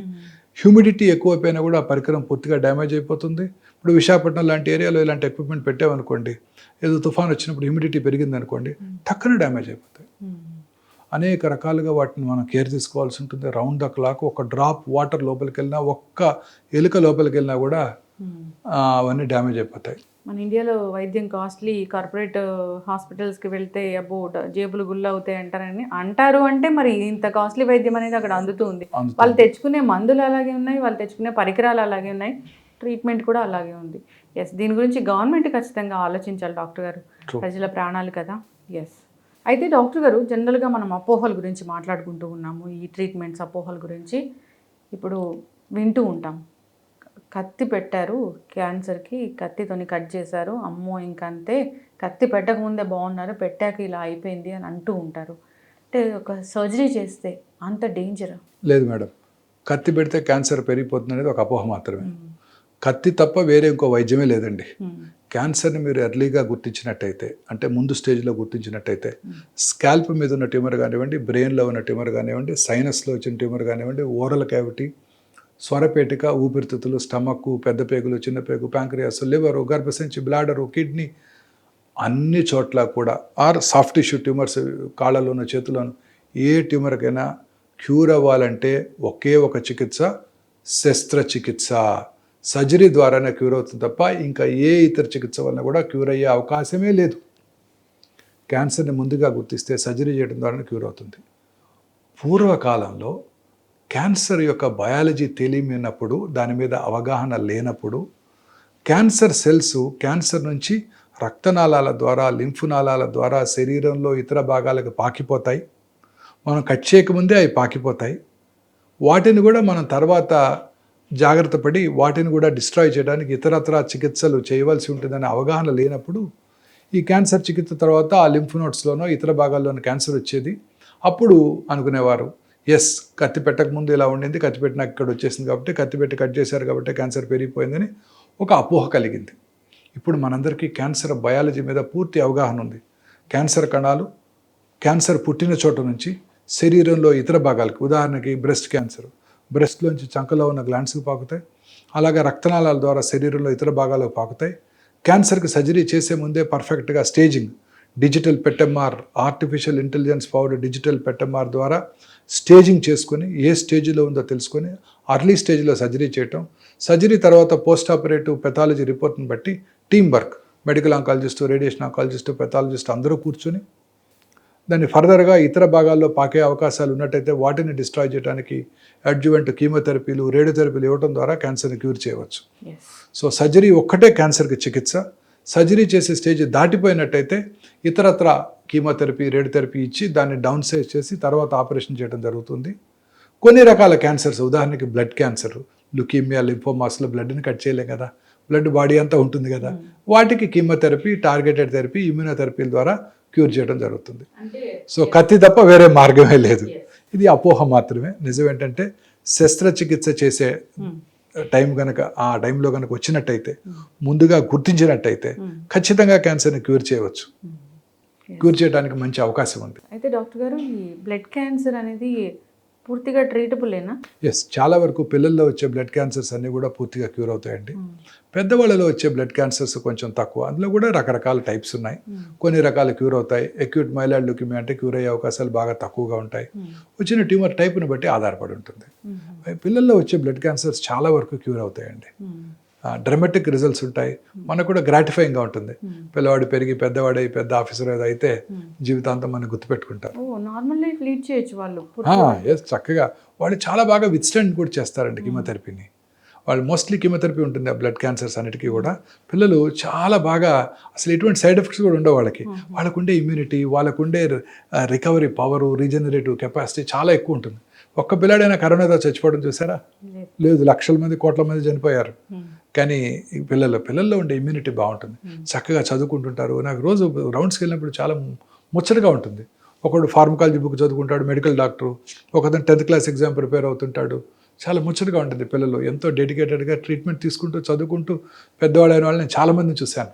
ఎస్ చాలా గ్రాటిఫైయింగ్ రిజల్ట్స్. వాళ్ళు పెద్దవాళ్ళు అవుతారు, డాక్టర్లు అవుతారు, యాక్టర్లు అవుతారు. ఎస్ లీజా రే ఆ అమ్మాయికి ఆ టకర్దంగా సినిమా తర్వాత బ్లడ్ క్యాన్సర్ వచ్చింది, మల్టిపుల్ మైలోమా. వారు బోన్ మ్యారో ట్రాన్స్ప్లాంట్ చేయించుకుని ఇప్పటికి కూడా చక్కగా యాక్ట్ చేస్తున్నారు. మనీషా కొయిరాలా గారు స్టేజ్ 3 ఓవేరియన్ క్యాన్సర్ని బీట్ చేసి చక్కగా అందరి ముందు యాక్ట్ చేస్తున్నారు. యువరాజ్ సింగ్ గారు అవును. చక్కగా కీమోథెరపీ తీసుకుని ఒక వరల్డ్ కప్ తర్వాత ఆయనకి క్యాన్సర్ ఉందని తెలుసుకున్నారు, కీమోథెరపీ తీసుకున్నారు, క్యూర్ అయిపోయింది. నెక్స్ట్ వరల్డ్ కప్లో ఇండియాకి వరల్డ్ కప్ గెలిపడంలో ఆయన ముఖ్య పాత్ర పోషించారు. చాలా అపోహ అంటే జనరల్గా అపోహలు ట్రీట్మెంట్ మీదే కాదు, చాలా అపోహలు ఎందుకు వస్తాయి, వస్తే తగ్గవా అని. అసలు వస్తే తగ్గదు, సో కొన్నాళ్ళ వరకు ఒక 10 ఏళ్ల వరకు తగ్గుతుంది, మళ్ళీ వస్తుంది అనేది ఉంది డాక్టర్ గారు చాలా మంది. ఆయన చాలా మందిలో అపోహ ఉంది. మీరు అన్నది కరెక్ట్, క్యాన్సర్ తిరిగి రావచ్చు. అందుకే క్యాన్సర్ పేషెంట్స్ అందరికీ రెగ్యులర్గా చెకప్ చేసుకుంటుండాలి. ట్రీట్మెంట్ ఎంత ఇంపార్టెంటో ఫాలో అప్ కూడా అంతే ఇంపార్టెంట్. ఫాలో అప్ చేసుకోవడం ద్వారా క్యాన్సర్ రావడానికి ముందుగా పసిగట్టవచ్చు. చాలామంది అనుకుంటూ ఉంటారు, ఫాలో అప్కి ఎందుకు వెళ్ళటం, బాగానే ఉన్నాను కదా, ఎందుకు మళ్ళీ ఫాలో అప్కి వెళ్ళటం, ఊరికే టెస్టులు చేస్తుంటారు, ఎక్స్రేలు తీస్తుంటారు, సిటీ స్కాన్లు చేస్తారు, పెట్ స్కాన్లు చేస్తారు, వాటి వల్ల మళ్ళీ రేడియేషన్ ఎక్స్పోజర్ ఉంటుందంట, మీరు అన్నట్టు వాటి వల్ల క్యాన్సర్ వస్తుందంట కదా అనుకుంటూ ఉంటారు. అది పూర్తిగా అపోహ మాత్రమే. ఫాలో అప్కి వెళ్ళాలి. ఏమి సిమ్టమ్స్ లేనప్పుడే వెళ్ళి ఫాలో అప్ చేసుకొని టెస్టులు చేసుకొని క్యాన్సర్ తిరిగి రాలేదు అని గమనించుకోవాలి. తిరిగి రాకుండా ఉంటే అదృష్టవంతులు, తిరిగి రావడాన్ని ముందుగా పట్టుకుంటే మళ్ళీ క్యూర్ చేయడానికి కూడా అవకాశం ఉంటుంది. ఇంతకుముందు నేను అడిగినట్లుగా డాక్టర్ గారు క్యాన్సర్ ఉందేమో అని చెప్పుకోవడానికి, క్యాన్సర్ ట్రీట్మెంట్ తీసుకోవడానికి, తీసుకుంటున్నాము జుట్టు రాలిపోతుంది, ఈ విషయం బయటకు తెలియకుండా ఉండాలి అనేది ఎందుకు హైడ్ చేస్తారంటే, క్యాన్సర్ అనేది ఇప్పుడు ఒకరికి ఉంటే ఇంకొకరికి వస్తుంది అని అనుకుంటారు. నిజమేనా డాక్టర్? ట్రూ, మీరు అనేది చాలా కరెక్ట్. చాలా మంది అడుగుతుంటారు ఫోన్ చేసి, నేను ఈ పలానా మా అబ్బాయి ఇంకో అమ్మాయిని పెళ్లి అనుకుంటున్నారు, వాళ్ళ నాన్నగారికి బ్లడ్ క్యాన్సర్ ఉంది, మరి ఈ అమ్మాయి కూడా వస్తుందా అని అడుగుతుంటారు. క్యాన్సర్ వంశపారంపర్యమైన జబ్బు కానే కాదు. కొన్ని రకాల క్యాన్సర్లు, వేళ్ల మీద లెక్క పెట్టగలిగిన కొన్ని క్యాన్సర్లు, breast cancer, ovarian cancer, colon cancer, thyroid cancer, pancreas, prostate, ఈ క్యాన్సర్లు మాత్రం దగ్గర ఫ్యామిలీ మెంబర్స్కి ఉన్నట్టయితే, ఫస్ట్ డిగ్రీ రిలేటివ్స్కి ఉన్నట్టయితే, వారిలో క్యాన్సర్ వచ్చే అవకాశాలు సాధారణ ప్రజానీకం కన్నా కొంచెం ఎక్కువ. అంతే తప్ప క్యాన్సర్ వంశపారంపర్యమైన జబ్బు కానే కాదు. ఇంకా టచ్ చేస్తే, ఇంకెళ్ళి షేర్ చేసుకుంటే అట్లా కూడా వస్తుంది అనుకుంటా డాక్టర్? నో, ఇది అంటువ్యాధి కాదు. అంటువ్యాధి అయితే మేమందరం బతుకున్నాం కదండి. అంటువ్యాధి కాదు ఇది. క్యాన్సర్ తల్లిదండ్రుల దగ్గర నుంచి వాళ్ళు అంటుకుంటే పిల్లల్ని ముద్దు పెట్టుకోవడం వల్ల, మనవరాళ్ళు ముద్దు పెట్టుకోవటం వలన, లేకపోతే వాళ్ళ యొక్క టవలు బెడ్షీట్ వాడటం వలన, ఈ పిల్లాడు వెళ్ళి వాళ్ళ దగ్గర పట్టుకోవటం వలన, రేడియేషన్ ఇచ్చిన తర్వాత ఆ పిల్లాడికి ఏమైనా రేడియేషన్ వచ్చేస్తాయని భయపడుతుంటారు. ప్రెగ్నెంట్ లేడీస్ ఇంట్లో ఉన్నారు, వాళ్ళకి ఏమైనా ఎఫెక్ట్ కలుగుతుందా? ఇప్పుడు ఈవిడికి రేడియేషన్ ఇస్తే ఇంట్లో ఉన్న కూతురు గారు ప్రెగ్నెంట్, మరి ఆవిడకి ఏమైనా ఎఫెక్ట్ కలుగుతుందా? ఇవన్నీ అడుగుతుంటారు. ఎటువంటి ఎఫెక్ట్ ఉండదు. వాళ్ళ పిల్లల వలన వాళ్ళకి ఎవరికి కూడా వీరి వలన ఎటువంటి హాని లేదు. కానీ వీరికి కొంచెం తక్కువ ఇమ్యూనిటీ ఉండటంతో ఆ పిల్లలకి ఏమైనా కోల్డ్ ఉంటే వీరికి అంటుకుంటారు తప్ప వీరి వలన ఎవరికి హాని లేదు. ఆ పిల్లల వలన వీరికి హాని. అంతే తప్ప ప్రెగ్నెంట్ లేడీకి వాళ్ళ అందరితో మామూలుగా ఉండొచ్చు, వారితో పాటు కలిపి భోజనం చేయొచ్చు, వారి ప్లేట్లో వారి పిల్లలు తినొచ్చు, మనవరాల్లో ముద్దు వస్తారు కాబట్టి ముద్దు పెట్టుకోవచ్చు, ఎటువంటి హాని కూడా లేదు. అయితే డాక్టర్ గారు, ఇది పూర్తిగా జెనెటిక్ మ్యూటేషన్ లేదంటే హెరిడిటీ, కొన్ని రకాల క్యాన్సర్స్ మాత్రం అట్లా వచ్చే ఛాన్స్ ఉంటుంది, అంతేకాని పర్టికులర్గా ఇట్లా వస్తుంది అనేది లేదు. ఈ కొన్ని జెనెటిక్ మ్యూటేషన్ వల్ల వచ్చే క్యాన్సర్స్ కొన్ని ఫ్యామిలీస్లో రన్ అవుతుంటాయి. Miss Angelina Jolie, famous Hollywood movie artist, వారి తల్లిగారికి ట్రిపుల్-నెగటివ్ బ్రెస్ట్ క్యాన్సర్ ఉన్న బట్టి వారికి ముందుగా బ్లడ్ టెస్ట్ చేయించుకున్నారు. BRCA1 BRCA2 మ్యూటేషన్ అనాలిసిస్, వారికి అది పాజిటివ్ ఉండింది. పాజిటివ్ ఉంటే వారికి తెలుసు 100% వారికి బ్రెస్ట్ క్యాన్సర్ వస్తుంది, 80 to 90% ఓవేరియన్ క్యాన్సర్ వస్తుంది. అందుకని 2011లోనే, అంటే 13 ఏళ్ల క్రితమే 2 బ్రెస్ట్లు తీయించేసుకున్నారు, 2 ఓవరీలు తీయించేసుకున్నారు. వారు అంటే ఏ భాగానికి వస్తుందో కూడా ముందే తెలిసిపోద్ది. ఆ BRCA1 BRCA2 మ్యూటేషన్ పాజిటివ్ ఉన్నట్టయితే hereditary breast ovarian cancer syndrome అంటారు. 100% బ్రెస్ట్ క్యాన్సర్ వస్తే 90%, 80 to 90% ఓవేరియన్ క్యాన్సర్ వస్తుంది. ముందుగానే తీయించేసుకున్నారు. అలాగే కొంతమందికి FAP జీన్ అంటారు, ఫెమిలియల్ ఎడెనోమాటస్ పాలిపోసిస్ కోలి జీన్, వారికి కోలన్ క్యాన్సర్ వస్తుంది. సో 15-20 ఏళ్ళు రాగానే వాళ్ళు రెగ్యులర్గా చెక్ చేసుకోవటం, ఎప్పుడైతే పాలిప్స్ డెవలప్ అయినప్పుడు వెంటనే ఆ కోలన్ మొత్తం కనుక ముందే తీయించేసుకున్నట్టయితే క్యాన్సర్ రాకుండా ఉంటుంది. అలాగే ఒక రకమైన thyroid cancer, medullary thyroid cancer, అది ఉన్న వాళ్ళలో కూడా రెడ్ జీన్ అంటారు. ఆ రెడ్ జీన్ మ్యూటేషన్ ఉన్న వాళ్ళలో చిన్నప్పుడే వాళ్ళ పిల్లలకి ఫస్ట్ 1 yearలోనే రెడ్ జీన్ మ్యూటేషన్ ఉన్నట్టయితే ఇన్ఫాన్సీలోనే టోటల్ థైరాయిడెక్టమీ చేయడం ద్వారా ఆ క్యాన్సర్ రావడాన్ని ముందుగా నివారించవచ్చు. థైరాయిడ్ ని తీసేయడం. థైరాయిడ్ మొత్తం తీసేసి థైరాక్సిన్ హార్మోన్ సప్లిమెంట్ చేస్తారు అంతే. తద్వారా క్యాన్సర్ రాకుండా చేయవచ్చు. ఇలాంటి కొన్ని జెనెటిక్ మ్యూటేషన్స్ ఉన్నప్పుడు క్యాన్సర్స్ వస్తాయి. దానికి రిస్క్ రిడక్షన్ సర్జరీ చేసుకోవడం ద్వారా మనం క్యాన్సర్ రాకుండా చేసుకోవచ్చు. కొన్ని మిత్స్ ఉన్నాయి డాక్టర్ గారు, మిత్స్ అండ్ ఫ్యాక్ట్స్ అనుకోవచ్చు. అసలు ఏంటి, ఎట్లా వస్తాయి అని. హెయిర్ డై వాడితే క్యాన్సర్ వస్తుందా? హెయిర్ డై వాడితే క్యాన్సర్ వచ్చే అవకాశాలు తక్కువేనండి. కానీ బార్బర్స్ ఉదాహరణకి రోజు ఒక 10-15 మందికి హెయిర్ డే వేస్తున్నారు అనుకోండి, దాన్ని వాళ్ళు ఇన్హేల్ చేస్తారు అంతే కదా. రోజు వాళ్ళ మీద పోస్తుంటారు, దాని పక్కనే వాళ్ళు నుంచుంటారు, ఇన్హేల్ చేస్తుంటారు. టాక్సిక్ కెమికల్స్ వాళ్ళు ఇన్హేల్ చేసి వాళ్ళలో క్యాన్సర్ వచ్చే అవకాశాలు ఉంటాయి. అంటే లాంగ్ టర్మ్ యూసేజ్ 10-15 ఏళ్ళు అలా చేశారనుకోండి, వాళ్ళలో క్యాన్సర్ రావచ్చు. లూజ్గా పెయింట్స్ అమ్మే వాళ్ళలోను. అలాగే ఈ ఫార్మస్యూటికల్ కంపెనీస్తో నేను చాలా ఎక్కువ మందిని ఇప్పుడు నోటీస్ చేస్తున్నాను. ఇప్పుడు వాళ్ళు మేనేజరియల్ పొజిషన్స్లో ఉన్నారు, 50-60 ఏళ్ళు వచ్చినాయి, వాళ్ళు మేనేజర్స్ కూర్చుంటున్నారు. వాళ్ళు చిన్నప్పుడు ఆ ఫార్మస్యూటికల్ మిక్సింగ్లో వాటిలో పాల్గొన్నప్పుడు అప్పుడు అంత ప్రికాషన్స్ తీసుకునే అవకాశం లేదు ఆ రోజుల్లో. అప్పుడు వాళ్ళు దానికి ఇన్హేలేషన్ చేసి ఆ ఫార్మస్యూటికల్స్ ఈ వయసులో వాళ్ళ క్యాన్సర్స్ వస్తున్నాయి. ఈ మధ్యకాలంలో నేను చాలామంది టాప్ ఎగ్జిక్యూటివ్స్లో ఇంతకుముందు వాళ్ళు ఫార్మస్యూటికల్ కంపెనీలో చిన్నప్పుడు పనిచేసి ఇప్పుడు ఎగ్జిక్యూటివ్స్ అయిపోయారు. ఇప్పుడు వాళ్ళు ఎక్స్పోజ్ అవ్వట్లేదు, ఆఫీస్లో కూర్చొని పని చేసుకుంటున్నారు. కానీ చాలా మందిలో ఇప్పుడు నోటీస్ చేస్తున్నాం, వాళ్ళందరూ చాలా అడుగుతే ప్రొఫెషన్లో. అలాగే rubber industry, nickel cadmium industry, aluminium industry, plastic industry, asbestos industry, అలాగే సిగరెట్ తయారు చేసే ఇండస్ట్రీ, వీళ్ళందరిలో కూడా క్యాన్సర్ వచ్చే అవకాశాలు ఎక్కువగా ఉంటాయి. అలాగే థర్మల్ పవర్ ప్లాంట్ పక్కన పనిచేసే వాళ్ళు, ఆ ప్లాంట్ పక్కన ఉండే వాళ్ళలో కూడా క్యాన్సర్ వచ్చే అవకాశాలు చాలా ఎక్కువగా ఉంటాయి. ఇప్పుడు మన ఉదాహరణకి మన ఊరు రామగుండం తీసుకున్నాం అనుకోండి, సూపర్ థర్మల్ పవర్ ప్రాజెక్టు. దాని నిండా అక్కడంతా కూడా ఓపెన్ కాస్ట్ మైన్స్, బొగ్గు కాల్చేస్తూ ఉంటారు. ఆ బొగ్గు వాటి నుంచి వచ్చే ఎమిషన్స్ క్యాన్సర్ కలగజేస్తాయి. ఇప్పుడు దానికి తోడు అక్కడ మొన్న ఈ మధ్యనే ప్రధానమంత్రి గారు వచ్చి ఒక టాప్ ఫెర్టిలైజర్ కంపెనీ ఇనాగరేట్ చేస్తారు. మరి వాటి నుంచి వచ్చే ఫ్యూమ్స్ వల్ల అక్కడ ప్రజలు మరి ఎన్ని రకాల క్యాన్సర్స్ బారిన పడుతున్నారో మనందరికీ తెలుసు. సో ఇండస్ట్రియలైజేషన్ పెరిగే కొలది, అర్బనైజేషన్ పెరిగే కొలది క్యాన్సర్ వచ్చే అవకాశాలు ఎక్కువైపోతాయి. ఓకే, అయితే ఈ జుట్టుకి వేసే రంగు మన లోపలికి వెళ్ళి అట్లా క్యాన్సర్ రాదు. ఎవరైతే ఇన్హేల్ చేస్తారో, బార్బర్స్ రెగ్యులర్గా వేస్తూనే ఉంటారు, వాళ్ళకి వచ్చే అవకాశాలు ఉంటాయి. బ్యూటీషియన్స్కి సెల్ ఫోన్ వాడితే అంటే ఈ ప్రజెంట్ జనరేషన్ సెల్ ఫోన్స్లో వచ్చే రేడియేషన్ ఎక్స్పోజర్ బాగా తక్కువ. ఇంతకుముందు CDMA టెక్నాలజీ అని ఉండేది, వాడిన వాళ్ళలో ఈ బ్రెయిన్ ట్యూమర్స్ అలాగే పెరోటిడ్ ట్యూమర్స్ వచ్చే అవకాశాలు ఎక్కువ ఉంటాయి. అందుకే preferably keep it in a pocket and put దీన్ని పెట్టుకోవడం బెటరు. లేదా వీలైనంత వరకు ల్యాండ్ లైన్. పిల్లలకి ఫోన్ ఇవ్వటం మంచిది కాదు, ఎందుకంటే చిన్నప్పటి నుంచి దానికి ఎక్స్పోజ్ అయితే ఈ కొత్త టెక్నాలజీలో కూడా వాళ్ళకి వచ్చే అవకాశాలు ఉంటాయి. రేడియేషన్ ఎస్పెషల్లీ బ్యాటరీ తక్కువగా ఉన్నప్పుడు వాడుతున్నప్పుడు, ఛార్జింగ్ చేసినప్పుడు వాడుతున్నప్పుడు రేడియేషన్ డోస్ ఎక్కువ ఉంటుంది. ప్రిఫరబుల్లీ అవన్నీ అవాయిడ్ చేయాల్సి ఉంటుంది పిల్లలకి. ఎస్పెషల్లీ పెద్దవాళ్ళు పర్వాలేదు, అంటే చాలా లాంగ్ టర్మ్ ఎక్స్పోజర్ ఉండదు కదా.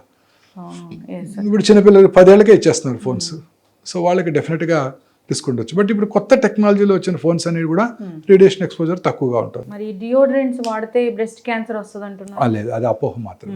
డియోడ్రెంట్ వల్ల క్యాన్సర్ అవడం జరగదండి. బట్ కొన్ని రకాల ఇప్పుడు వాళ్ళు జెనిటల్స్ ఎస్పెషల్లీ స్త్రీలు వాళ్ళు అండర్ గార్మెంట్స్ కింద అక్కడ స్వెట్ రాకూడదని కింద భాగంలో చాలా రకరకాల టాల్కమ్ పౌడర్స్ వాడుతుంటారు. వాటి వల్ల క్యాన్సర్ వచ్చే ప్రమాదం ఉంది.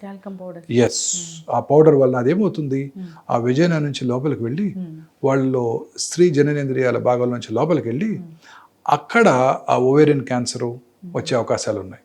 సో ఆ ఊరికే రెగ్యులర్గా అక్కడ పౌడర్ వాడటం మంచిది కాదు. అలాగే మన ఆంపిట్స్లో వాడుకోవచ్చు. దీనివల్ల డియోడ్రెంట్ వల్ల క్యాన్సర్ రావటం అంటూ ఏమీ లేదు. అట్లా ఏం లేదు. ఆ మధ్య నేను మిమ్మల్ని క్వశ్చన్ అడిగాను కూడా, శానిటరీ ప్యాడ్స్ వల్ల కూడా క్యాన్సర్ అంటున్నారు, భయం వేస్తుంది డాక్టర్ గారు. సో ఇప్పుడు శానిటరీ నాప్కిన్స్లో వచ్చే కెమికల్స్ ఆ రోజు మనం డిస్కస్ చేయాలి. కొన్ని రకాల నాప్కిన్స్లో ఉండే కెమికల్స్ కొంచెం హాని చేయవచ్చు, but otherwise normal cotton napkins వల్ల ఎటువంటి హాని కూడా లేదు. ఓకే, ఇప్పుడు ఇళ్లలో చాలామంది వీడియోస్ ప్రభావం కావచ్చు, ఎట్లయినా కావచ్చు, అవేర్నెస్ రావచ్చు. సో ఎవరిళ్లలో కూడా మ్యాక్సిమం నాన్ స్టిక్ ప్యాన్స్ అనేవి వాడట్లేదు డాక్టర్ గారు, స్టీల్కి వెళ్ళిపోతూ ఉన్నారు. ఈ నాన్ స్టిక్ వాడి వాటి వల్ల క్యాన్సర్ వస్తుందండి. డెఫినెట్గా అండి. ఆ non stick Teflon coating pans వాడినప్పుడు మన ఆ హీట్లో ఆ టెఫ్లాన్ ఉన్న కొన్ని డ్యామేజ్ అయిపోయి ఆ క్యాన్సర్ కారకాలు మన ఫుడ్ ఐటమ్స్లోకి వచ్చేస్తాయి. అలాగే ప్లాస్టిక్ ఐటమ్స్ని మైక్రోవేవ్లో వేడి చేసినప్పుడు, మైక్రోవేవ్లో వేడి చేసే పాప్కార్న్ వేడి చేసినప్పుడు వాటిలో ఉండే కొన్ని ఆక్టనాయిడ్స్ వచ్చి, ఆక్టోనిక్ యాసిడ్స్ వచ్చి అవన్నీ కూడా క్యాన్సర్ కారకాలే.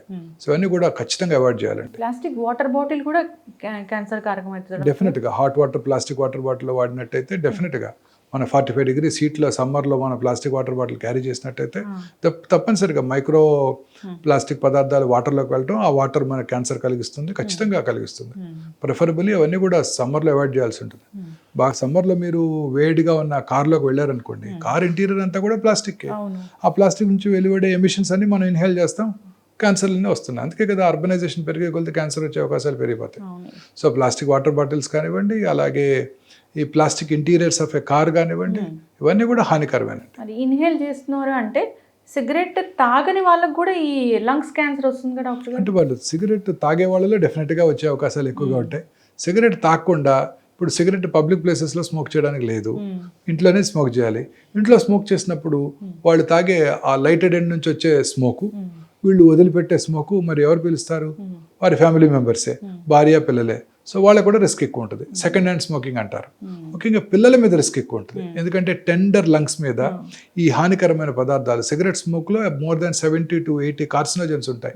సిగరెట్ స్మోక్ చేసిన 6 secondsలో ఈ కార్సినోజన్ బ్రెయిన్ దగ్గర నుంచి బాడీలో ఉన్న అన్ని భాగాలకు వెళ్ళిపోతాయి. ఇన్ఫాక్ట్ లేడీస్ స్మోక్ చేస్తే వాళ్ళలో గర్భసంచి ముఖ ద్వారా క్యాన్సర్ కూడా వచ్చే అవకాశాలు ఎక్కువగా ఉంటాయి.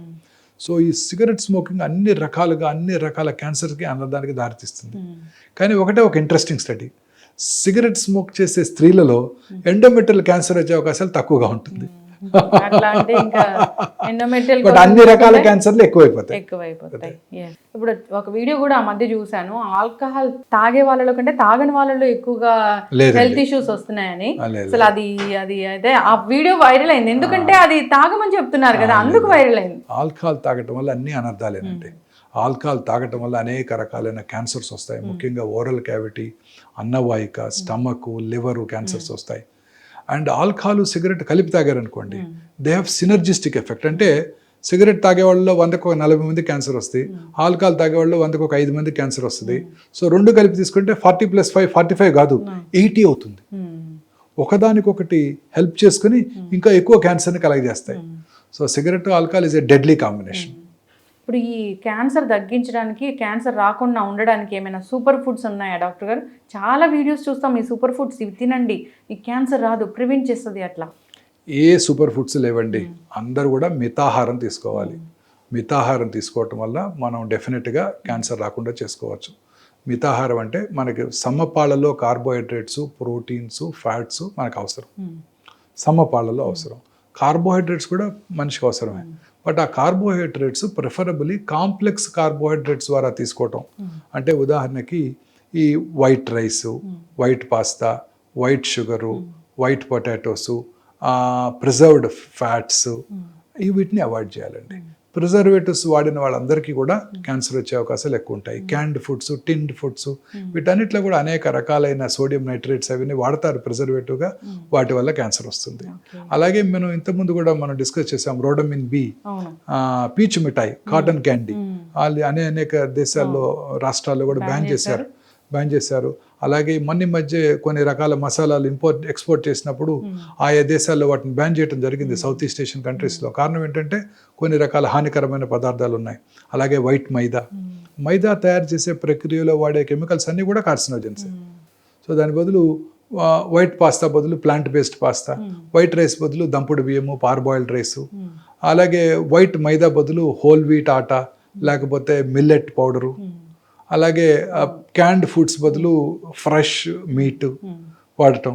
అలాగే ఇవన్నీ కూడా చాలా ఇంపార్టెంట్. అలాగే షుగర్ ఇంటేక్ కూడా డేంజరస్. ప్లెయిన్ షుగర్ కనుక తీసుకుంటే, కన్జ్యూమ్ చేస్తే ఊబకాయం ఎక్కువ వచ్చే అవకాశాలు ఉంటాయి, వాళ్ళలో క్యాన్సర్ వచ్చే అవకాశాలు ఎక్కువ ఉంటాయి, కరోనరీ ఆర్టరీ డిసీజ్ వచ్చే అవకాశాలు కూడా ఎక్కువ ఉంటాయి. అయితే డాక్టర్ గారు మీరు అన్నట్లుగానే షుగర్ అనేది ఈ క్యాన్సర్ ట్రీట్మెంట్ టైంలో అస్సలు తీసుకోకూడదు. అది ఏ షుగర్ అయినా, న్యాచురల్ స్వీట్నర్ అయినా తీసుకోకూడదు.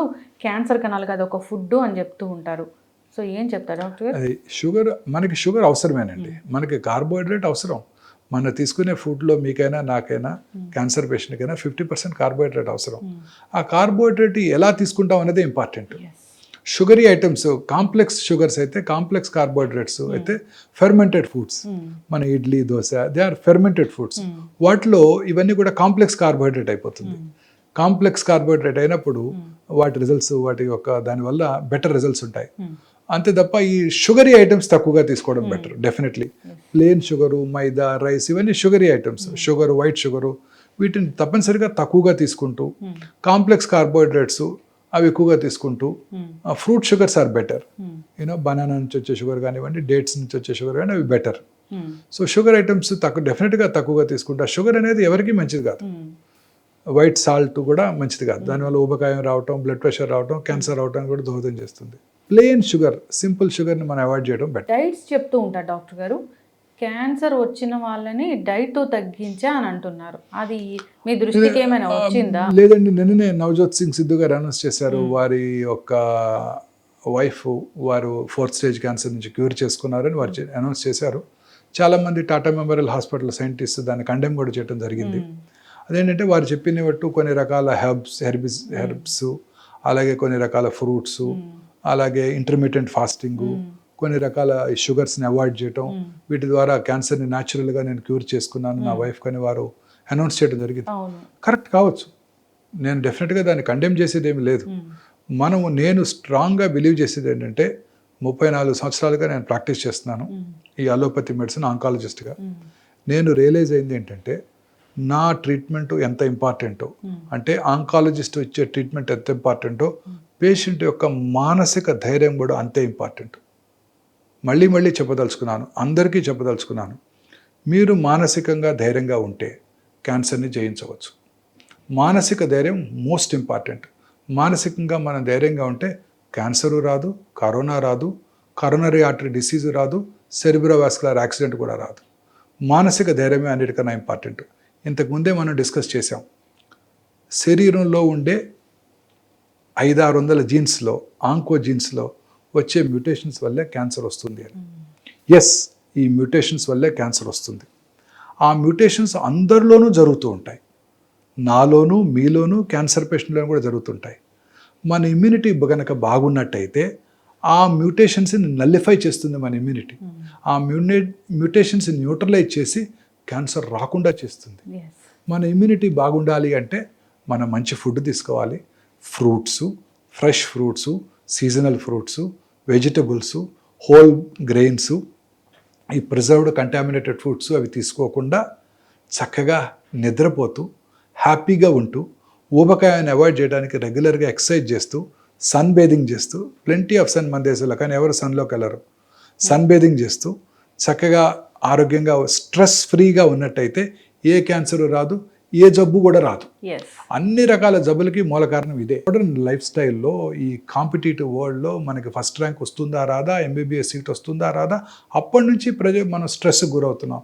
మన టీంలో మన విజయం సాధిస్తామా, మన క్రికెట్ టీంలో మనం వెళ్తామా లేదా, ఇలా అనేక రకాల స్ట్రెస్కి గురవుతున్నాం. పక్కింటి వాళ్ళ అబ్బాయికి ఎంబీబీఎస్ సీట్ వచ్చింది, మన అబ్బాయికి రాలేదు. వాడికి పెద్ద కారు ఉంది, మనకు లేదు. వాళ్ళకి ముందుగా ప్రమోషన్ వచ్చింది, నాకు లేదు. నాకన్నా అతనికి ఎక్కువ ప్రాక్టీస్ ఉంది, ఎక్కువ డబ్బులు వస్తున్నాయి, పెద్ద కార్లో తిరుగుతున్నాడు, నాకు తక్కువగా ప్రాక్టీస్ ఉంది. ఆ హాస్పిటల్కి ఎక్కువ మంది పేషెంట్లు వస్తున్నారు, మన హాస్పిటల్కి రావడం లేదు. ఇలా బిజినెస్లో మనకి లాభాలు వచ్చాయి, వాళ్ళకి నష్టాలు వచ్చాయి, మనకు నష్టాలు వచ్చాయి, వాళ్ళకి లాభాలు వచ్చాయి. ఇలా అనేక రకాలైన ఆందోళనలకు గురవుతూ మన ఆరోగ్యాన్ని మనమే పాడు చేసుకుంటున్నాం. అందుకే నేను ముఖ్యంగా ప్రతి వాళ్ళకి చెప్పేది ఇదే, క్యాన్సర్ పేషెంట్స్ అంతా కూడా మానసికంగా ధైర్యంగా ఉన్నట్టయితే ఖచ్చితంగా మీరు క్యాన్సర్ని జయించగలుగుతారు. ఈ మానసిక ధైర్యమే మోస్ట్ ఇంపార్టెంట్. నా పర్సనల్ ప్రాక్టీస్లో కొన్ని వేల మంది పేషెంట్స్ చూసి నేను తెలుసుకున్న ఇంపార్టెంట్ విషయం 34 సంవత్సరాల తర్వాత ఇదే 2002లో ఒక టెక్నోక్రాట్ నాకు చెప్పారు ఈ విషయం. వాళ్ళ అమ్మాయికి 22 ఏళ్ల వయసులోనే క్యాన్సర్ వచ్చి చనిపోతే ఆయన అబ్జర్వ్ చేసింది అప్పుడే చెప్పారు. ఆయన ఒక టెక్నోక్రాట్, హైదరాబాద్ బేస్డ్ తమిళియన్ ఆయన. అప్పుడే చెప్పారు నాకు. నేను ఇండో అమెరికన్ క్యాన్సర్ హాస్పిటల్లో డైరెక్టర్గా జాయిన్ అయ్యాను 2002లో. అప్పుడు ఆయన నాకు చెప్పారు, ఈ అలోపతి వైద్య విధానం ఒకటే కాదండి, మీరు యోగా కూడా నేర్పాలి. బీహార్ స్కూల్ ఆఫ్ యోగా నుంచి ఆయన యోగా నిపుణుల్ని పిలిపించి, నేను మీ పేషెంట్స్ అందరికీ నేను యోగా ట్రైనింగ్ ఇప్పిస్తాను. కాకపోతే ఆయన అప్రోచ్ ఎలా ఉండిందంటే, అలోపతి వైద్య విధానం తప్పు, ఇదే చేసుకోండి అనేవారు. సో అది కరెక్ట్ కాదు. అన్నీ అవసరమే పేషెంట్కి. అలోపతి వైద్య విధానం అవసరమే, ఆ యోగా ట్రీట్మెంటు అవసరమే, మానసిక ఆందోళన తగ్గించడానికి మెడిటేషన్ అవసరమే. ఆ రోజు నేను ఆయన కాదు పొమ్మన్నాను. బట్ ఇప్పుడు నేను రియలైజ్ ఏంటంటే ఆయనే కరెక్ట్. అలోపతి వైద్య విధానంతో పాటు మనం యోగా చేస్తూ ఇంకో ఏదైనా రకాలుగా మనం బ్రీదింగ్ ఎక్సర్సైజెస్ రోజు వింటుంటాము, అవన్నీ కూడా బ్రీదింగ్ ఎక్సర్సైజ్ చేస్తూ, మెడిటేషన్ చేస్తూ, హెల్దీ ఫుడ్ తీసుకుంటూ, సమపాలలో ఫుడ్ తీసుకుంటూ, సన్లైట్కి ఎక్స్పోజ్ అవుతూ, రెగ్యులర్గా మనకు వీలైనంత వ్యాయామం అంటే నడక లాంటిది చేసుకుంటూ మానసికంగా ప్రశాంతంగా ఉంటే క్యాన్సర్ని ఖచ్చితంగా జయించవచ్చు. 4th స్టేజ్ క్యాన్సర్ని కూడా జయించవచ్చు, నవజోత్ సింగ్ సిద్ధు గారు చెప్పినట్టు. అందుకే నేను ఆయన కండెమ్ చేయట్లేదు, ఆయన చెప్పింది కరెక్టే కావచ్చు. వారి వైఫ్ ఆ ట్రీట్మెంట్కి నమ్మి ఆ ట్రీట్మెంట్ మీద ధైర్యంగా ఉంచుకొని వైద్యం చేసుకున్నారు, అందువల్ల క్యూర్ అయింది. ఆ మానసిక ధైర్యం వారిని క్యూర్ చేసి ఉండొచ్చు. చాలాసార్లు అబ్జర్వ్ చేశాను, పేషెంట్స్ క్యూర్ అయిపోయింది, 8 సంవత్సరాలుగా క్యాన్సర్ లేదు, క్యాన్సర్ లేకుండా చక్కగా 8 ఏళ్ళుగా నా దగ్గరకు వస్తున్నారు. ఒక కప్పులు, వైఫ్ క్యాన్సరు, ఆమెకు 72 ఏళ్ళు, ఆయనకి 76 ఏళ్ళు. ఒకరోజు హస్బెండ్ రాలేదు చెకప్కి వచ్చినప్పుడు, ఏమైందమ్మా అని అడిగితే ఇక్కడ పడి ఏడ్చేసి. మొన్ననే last week coronary artery bypass చేసుకుంటుండగా ఆ పోస్ట్ ఆపరేటివ్ కాంప్లికేషన్లో చనిపోయారు డాక్టర్ గారు అని ఏడ్చేసింది. ఆ రోజు కూడా వారికి పరీక్షలు చేశాను, క్యాన్సర్ లేదు. కానీ 4 నెలల తర్వాత వారికి క్యాన్సర్ తిరగబెట్టింది. స్ట్రెస్. ఒక పేషెంట్ కొడుకు డివోర్స్, 5 ఏళ్ళుగా జబ్బు లేదు, కొడుకు పెళ్లికి వెళ్ళాను, 2 ఏళ్ల తర్వాత జబ్బు తిరిగి వచ్చింది. ఏంటంటే కొడుకు డివోర్స్. మానసిక ఆందోళన వల్ల చాలామంది క్యాన్సర్ పేషెంట్లో జబ్బు తిరగబెడుతుంది. సో అన్నిటికన్నా ఇంపార్టెంట్, ఇవాళ most important moral of the story ఏంటంటే మనందరం కూడా ఈ మానసికంగా ఆందోళన చెందకుండా ప్రశాంతంగా ఉన్నట్టయితే మనకి ఏ జబ్బు రాదు. వచ్చిన క్యాన్సర్ కూడా క్యూర్ అయిపోతుంది, హార్ట్ అటాక్ కూడా క్యూర్ అయిపోతుంది. జనరల్గా చెప్తూ ఉంటారు కదా, భయం ఉన్న వాళ్ళని అల్సర్ అయినా చంపేస్తుంది, భయం లేని ధైర్యంగా ఉన్న వాళ్ళని క్యాన్సర్ అయినా జయిస్తారు. Very correct, very correct. I totally agree with you madam. So Navjot Sidhu garu చెప్పింది మనం కండెమ్ చేయకూడదు. వారి వైఫ్ ధైర్యంగా క్యాన్సర్ని ఫేస్ చేశారు, ఎదుర్కొన్నారు, గెలిచారు. ఎంత ఇప్పుడు ఆ అమ్మాయి ఉంది Sonali Bendre, 4th stage cancer అన్నారు. చూడండి ఇప్పుడు మన ఎంటర్టైన్ చేస్తున్నారు వాళ్ళు, టీవీ షోలో కూర్చొని ఆమె యాంకరింగ్ చేస్తున్నారంట. అసలు ఎంత గ్రేట్ అండి. క్యాన్సర్ రాగానే మానసికంగా కృంగిపోకుండా, చిన్నపిల్లలు, ఆమె వయసు ఎంత ఉంటుందండి, 40 ఏళ్ళు ఉంటాయేమో. ఎంత రెసిలియన్సు, ఎంత పట్టుదల, ఎంత పర్సివరెన్సు, ఎంత ధైర్యం. హెయిర్ పోతే ఇప్పుడు మనాళ్ళు మీరు ఇందాక అన్నారు, హెయిర్ పోతే భయపడుతుంటారు, ఇంట్లో ఏమవుతుంది వాళ్ళు ఏమనుకుంటారని. తను పెద్ద ఆర్టిస్టు, హెయిర్ లేకుండా ఫోటో తీసి పోస్ట్ చేశారు. మొన్న మధ్యన ఇంకొక చిన్న పిల్లండి హంసానందిని, అమ్మాయికి ఎంత ఏళ్ళు ఉంటాయండి, 30 ఏళ్ళు ఉంటాయేమో. బ్రెస్ట్ క్యాన్సర్ వచ్చింది, -negative breast cancer, BRCA1 positive అని చెప్పి హెయిర్ లేకుండా తన ఫోటోని పోస్ట్ చేశారు ఆవిడ. ఎంత ధైర్యం. చాలా అందంగా ఉంటుంది. కొత్త ఇప్పుడున్న మూవీ హీరోయిన్స్ కన్నా అందరికన్నా అమ్మాయి అందంగా ఉంది. ఆ ఫోటో పోస్ట్ చేసింది, తన అందమైన ఫోటో పోస్ట్ చేసింది, హెయిర్ లేకుండా ఫోటో పోస్ట్ చేసింది. ఎంత ధైర్యం చిన్న పిల్లకి. ఆ తర్వాత క్యాన్సర్ని జయించి తనకి మళ్ళీ హెయిర్ వచ్చేసినాక మళ్ళీ అదే ఫోటో పోస్ట్ చేసి మిస్సింగ్ మీ అని పెట్టింది. వెంటనే పోస్ట్ చేశానండి ఎమోషనల్ అయ్యి. Yes ma'am, we are all missing you. మీ ధైర్యాన్ని మేము మిస్ అవుతున్నాం. మీలాగా ధైర్యంగా ఉంటే అందరూ కూడా క్యాన్సర్ని జయిస్తారు. ఎంత ధైర్యం అండి ఆ పిల్లలకి. ఇప్పుడు యాంకరింగ్ చేస్తూ ముందు కృంగిపోకుండా, ఇంట్లో కూర్చోకుండా, వాళ్ళు ఏమనుకుంటారు వీళ్ళు ఏమనుకుంటారు అనుకోకుండా చక్కగా మూవీ షోకి వచ్చి ఆ టీవీ షోలో పార్టిసిపేట్ చేస్తూ, ఈ పిల్లలు యాక్ట్ చేస్తూ, లీజా రే పుస్తకాలు రాస్తూ, ఆ పుస్తకాల నుంచి వచ్చిన మనీ అంతా కూడా చారిటీకి డొనేట్ చేస్తుంది అమ్మాయి. 30 ఏళ్ళు 40 ఏళ్ళు ఉంటాయి అమ్మాయికి కూడా. చిన్నప్పుడే టక్కర్ దొంగ సినిమాలో హీరోయిన్గా చేసిన వెంటనే వచ్చిందంట అమ్మాయికి క్యాన్సర్. ఇంకొక అమ్మాయి అండి మమతా మోహన్ దాస్, క్యాన్సర్ వచ్చిన తర్వాత కూడా యాక్ట్ చేస్తుంది, మనని ఎంటర్టైన్ చేస్తుంది ఆ అమ్మాయి. మళ్ళీ రికరెన్స్ వచ్చింది, మళ్ళీ దాని మీద గెలిచింది. ఎంత గ్రేట్ అండి ఈ పిల్లలు. ఎస్ డాక్టర్ గారు, చక్కటి ఇన్ఫర్మేషన్ డాక్టర్ గారు, చక్కటి కన్వర్జేషన్. సో భయపడకుండా ఉండాలి. ఏదైనా కానీ మనం ట్రీట్మెంట్ గురించి మాట్లాడినా, అపోహల గురించి మాట్లాడినా భయం అనేది ఉండకూడదు ఫస్ట్. సో ధైర్యంగా ఎదుర్కోవాలి, హెల్దీ లైఫ్ స్టైల్ మెయింటైన్ చేయాలి. మీరు అన్నట్లుగా జాగ్రత్తలు తీసుకోవాలి డాక్టర్ గారు. చాలా చక్కటి ఇన్ఫర్మేషన్ అండి, ధన్యవాదాలు. Thank you madam.